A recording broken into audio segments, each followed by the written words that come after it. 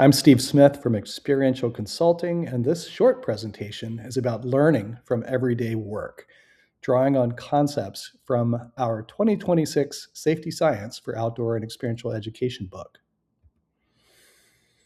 Because we work in complex, dynamic environments, there is no perfect set of rules to always follow or a rigid set of steps that are the formula for success or safety. Even when we have well-written rules and clear steps to follow, there is always a need for human judgment, ongoing assessment and reassessment, and adaptation. There is almost always a gap between what the manual prescribes, what our plans say, and what we need to do to succeed in outdoor and experiential education. This is nicely illustrated by a safety science concept known as work is imagined and work is done. Here you see a black line, a blue line, and a brown line. The black line, neat, clean, linear, predictable, is work as we imagine it to be, work as planned. And as you can see, it's very neat and lean and clean and linear. However, work as done doesn't always look like that, as shown by this wavy blue line, which sometimes veers above and sometimes is below the black line. Also note that while the black line has a clear beginning and ending, the blue line, the reality of work as done in the real world, is a little more amorphous than that. The work as done includes things like equipment not working as intended, or maybe a bus that was late, or unexpected group dynamics, or unforeseen dynamic changing weather conditions, or maybe a trail that isn't open when it was supposed to be. So we are always adapting, and there is always a difference between work as done and work as imagined, as shown by the operational gap right there in the center. Sometimes you'll notice that work as done also veers down towards hazards that are always present, sometimes getting close, just a near miss, and sometimes making contact, which we call an incident. So the blue line, black line model of work as imagined and work as done is a very useful concept to talk about this operational gap between the two. By understanding that gap, we can tap into powerful opportunities for organizational learning and continuous improvements. Let's take a look at that. In everyday work, normal work, we have several different common components. Mostly we succeed. For the most part, things go according to plan and we have a lot of success. We also, in order to get there, sometimes must have workarounds, shortcuts, things that might deviate from work as we imagine it to be or work as prescribed. We also might even have near misses that occur. And all of these things here on this everyday work slide could be seen as just normal parts of everyday work. Occasionally, there will be an incident that occurs. These are, for the most part, probably pretty rare in your organization. But you'll notice that on the days that an incident occurs, the same ingredients are present: workarounds, successes, and near misses.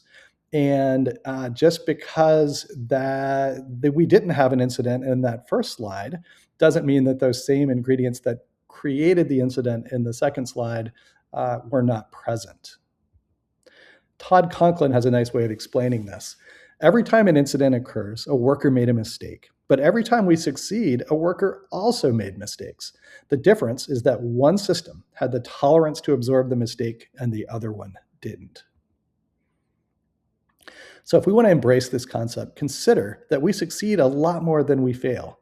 We can't learn much if all we do is study those rare failures. We just don't have enough of them to learn that much from them. Instead, we need to learn every day, learn from everyday work, especially by understanding work as done, not just work as imagined.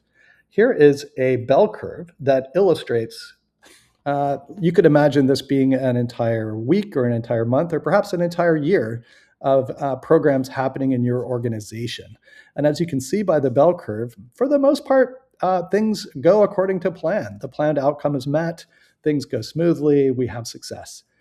A safety one or traditional safety approach is just going to study that little left-hand corner, the red part, and try to understand what has gone wrong and to make that little red corner even smaller than it is.